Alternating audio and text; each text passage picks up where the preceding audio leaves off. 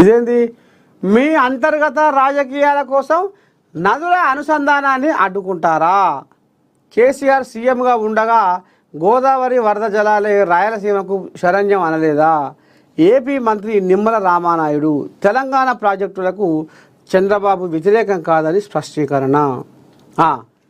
ఇప్పుడు బనకచెర్ల కథ. పోలవరం బనకచెర్ల అనుసంధానం విషయంలో సాంకేతిక అంశాలపై కన్నా అంతర్గత రాజకీయాలపైనే తెలంగాణ రాష్ట్ర నాయకుల తపన ఉంది. వారి అంతర్గత రాజకీయ అవసరాల కోసం నదుల అనుసంధాన ప్రాజెక్టును అడ్డుకోవడం ఎంతవరకు సబబు అని ఆంధ్రప్రదేశ్ జలవనరుల శాఖ మంత్రి నిమ్మల రామానాయుడు నిలదీశారు. రాయలసీమను రతనాల సీమగా మార్చాలంటే గోదావరి వరద జలాలు మళ్లించడం ఒకటే మార్గమని అప్పట్లో సీఎంగా ఉన్నప్పుడు కేసీఆర్ ప్రకటించారు. ఆయన సీఎం హోదాలో నగరికి వచ్చారు. ప్రగతి భవన్లో సీఎంలుగా కేసీఆర్, జగన్ సమావేశమయ్యారు. గోదావరి వరద జలాలను శ్రీశైలం, నాగార్జున సాగర్లకు మళ్లిస్తామని ప్రకటించారు.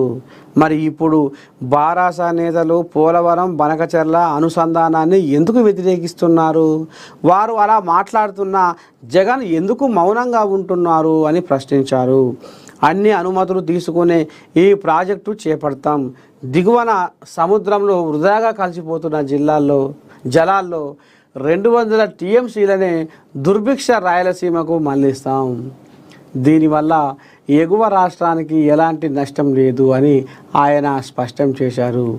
ఏపీ సచివాలయంలో మంగళవారం రాత్రి నిమ్మల రామానాయుడు విలేకరుల సమావేశంలో పోలవరం బనకచెర్ల ప్రాజెక్టుపై ప్రజెంటేషన్ ఇచ్చారు. నాడు జగన్, కేసీఆర్లు ఏం మాట్లాడారో వీడియోలు ప్రదర్శించారు. అనుమతులు లేవనడం అసత్యం. పోలవరం బనకచెర్ల అనుసంధానానికి అనుమతులు లేవని తెలంగాణ నేతలు విమర్శలు సరికాదు. 2025 మే 22న ప్రాజెక్టు ప్రాథమిక నివేదిక కేంద్ర జల సంఘానికి సమర్పించాం. దాన్ని ఆమోదించిన తర్వాత డిపిఆర్ సమర్పిస్తాం. కేంద్ర పర్యావరణ శాఖకు టర్మ్ ఆఫ్ రిఫరెన్స్ పంపాం. కేసీఆర్ హయాంలో కృష్ణా, గోదావరి బోర్డుల అనుమతులు లేకుండానే ప్రాజెక్టులు నిర్మించలేదా? కాళేశ్వరం, సీతారామసాగర్, సమ్మక్క బ్యారేజీ, పాలమూరు రంగారెడ్డి ఎత్తిపోతల పనులను అనుమతులు లేకుండానే చేపట్టిన విషయం వాస్తవం కాదా అని రామానాయుడు నిలదీశారు. మొత్తానికి నాడు కేసీఆర్ మాటలు మినిట్స్లో నమోదు. 2016లో ఎపెక్స్ కౌన్సిల్ సమావేశంలో సీఎంలుగా చంద్రబాబు, కేసీఆర్ పాల్గొన్నారు. కృష్ణాలో 1000 టీఎంసీల నీళ్లు కావాలని, గోదావరి నుంచి మళ్లించడం ఒకటే మార్గమని నాడు కేసీఆర్ చెప్పిన మాటలు మినిట్స్లో నమోదయ్యాయి. బారాస నేతలు ఇప్పుడు ఎలా అభ్యంతరం చెబుతారు? రాయలసీమ దుర్భిక్ష ప్రాంతానికి గోదావరి వరద జలాల మళ్లింపు ఒకటే మార్గమని నాడు కేసీఆర్ స్పష్టం చెప్పారు. కేసీఆర్తో ఒప్పందంపై జగన్ శాసనసభలో మాట్లాడారు. రాయలసీమకు నీళ్లు తీసుకెళ్లేందుకు కేసీఆర్ సహకరిస్తున్నారని జగన్ ఆనాడు చెప్పారు.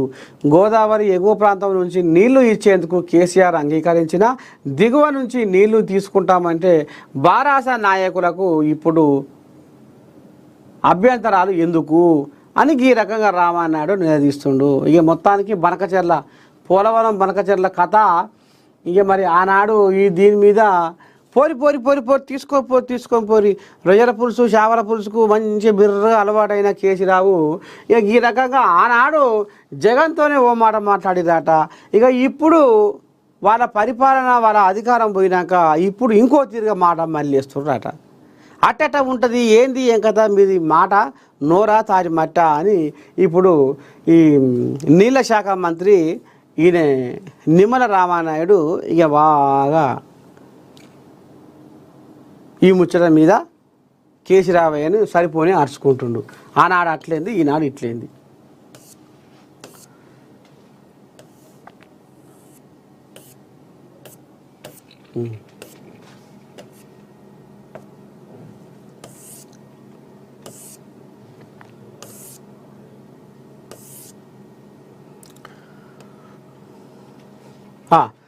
సాక్షి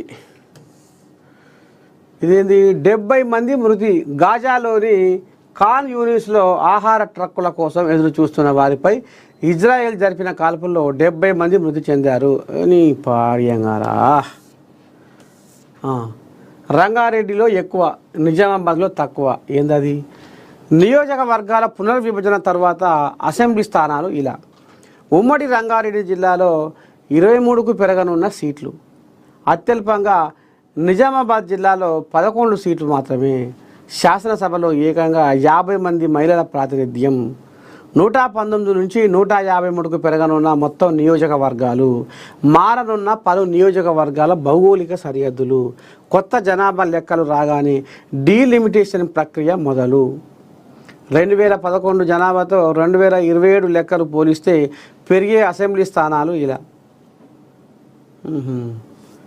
తెలంగాణ శాసనసభ వచ్చే ఎన్నికల అనంతరం 153 మందితో కొలువు తీరనుంది. అందులో ఏకంగా 50 మంది మహిళా సభ్యులు ఉండనున్నారు. కొత్తగా రాష్ట్రంలో 34 అసెంబ్లీ నియోజకవర్గాలు ఏర్పాటవుతాయి. 2027 మార్చికి జనాభా లెక్కలు పూర్తి కాగానే నియోజకవర్గాల పునర్విభజన కమిషన్ పని ప్రారంభించి 6 నెలల్లో పూర్తి చేయనుంది.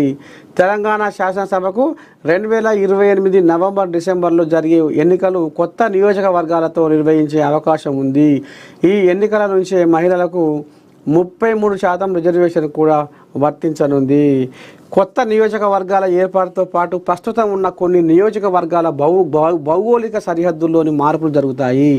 దీంతో రాష్ట్ర రాజకీయాల్లో కీలక పరిణామాలు చోటు చేసుకోనున్నాయి. ఇంటూ నాలుగులో ఇంకా రేపు తెలంగాణ శాసనసభ 119 ఎమ్మెల్యేలకు గాను ఇప్పుడు 153 మందికి పోతుందట. 153 మంది ఎమ్మెల్యేలు రాబోతున్నారట. మరి అందులో 50 మంది దాకా మహిళా ఇవి రాసుకొచ్చిరుగా మహిళా సభ్యులే 50 మంది దాకా, ఏకంగా 50 మంది దాకా మహిళా సభ్యులే ఉండనున్నారు. కొత్తగా రాష్ట్రంలో 34 అసెంబ్లీ నియోజకవర్గాలు ఏర్పాటవుతాయి.